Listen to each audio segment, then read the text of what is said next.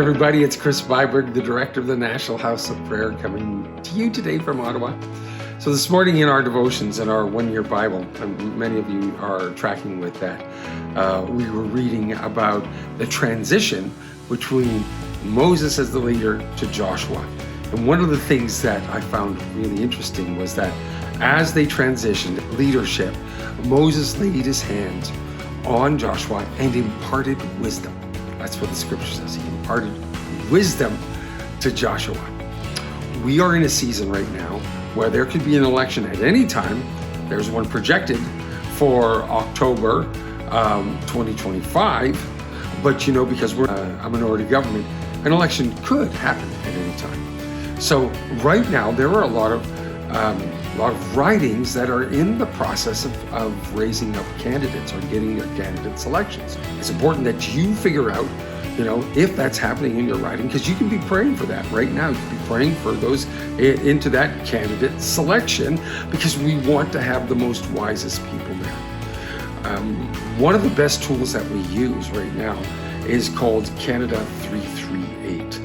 And this actually gives us a lot of information on potential, it's a compilation of polls. So it's not just one poll. They use all the polls and they kind of project on which way that riding is going to go, whether it'll be Conservative or Liberal or NDP or Green or Bloc. You'll be able to read this. This is a great tool. We'll put the link in the bottom there. But one of the things I would suggest that you do is look at your writing. Look at the projections in your writing, because this will give you an opportunity on how you should pray. But also to pray for candidates. Right now, I know there are a whole bunch of writings that have no candidates in them. They're in the process of selecting them.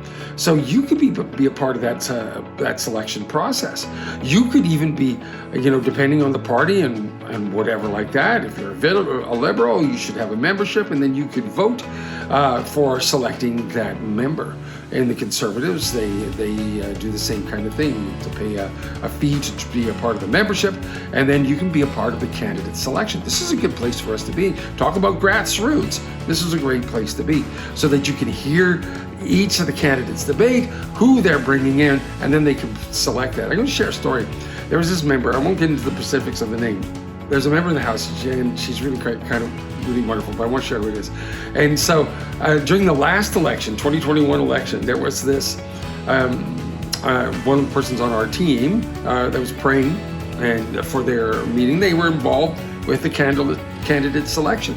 And the candidate they hoped for to get in, which ticked off all the boxes that he liked. This person was a believer. They actually came from a prominent ministry. They were pro-life. They had all these things that were really, really good. This is the kind of thing. But that candidate didn't win. It was this other candidate that came in. And she wasn't pro-life. She was pro-choice. And so our friend said, so what do I do now? I don't have this candidate that I want. I've got this other person. I said, your job is to pray. 1 Timothy 2, we're going to harp on this forever. You pray all kinds of prayers for everybody, for kings and those in authority, that will have peaceful and godly lives. And so I said, pray for her. Just pray. And she ended up getting in. She won her seat. And so she's sitting in the House. And so he says, now what do I do?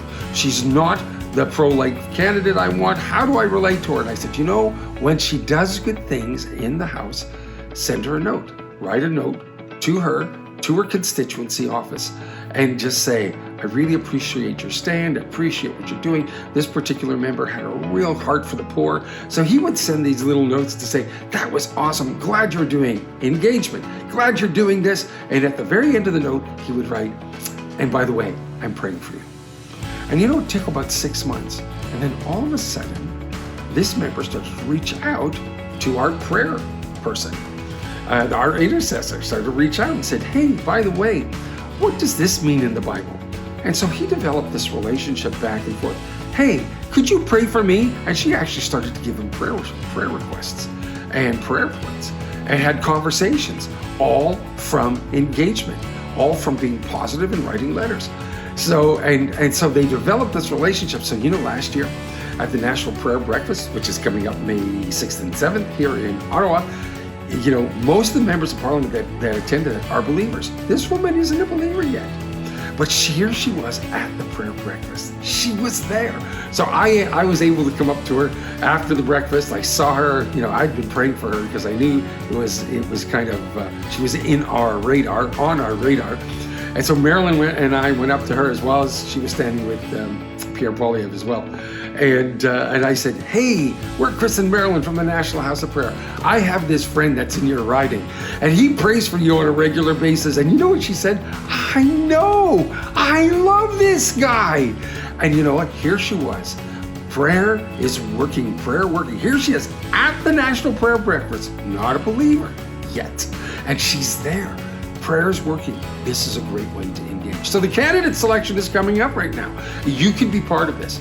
Look at Canada 338. See where you need to be praying, and looking out and get yourself involved. Whether you're a Liberal or an NDP or a Bloc or a Green or a Conservative, be engaged. And be engaged with the candidates and tell them that you're praying, because this is so important.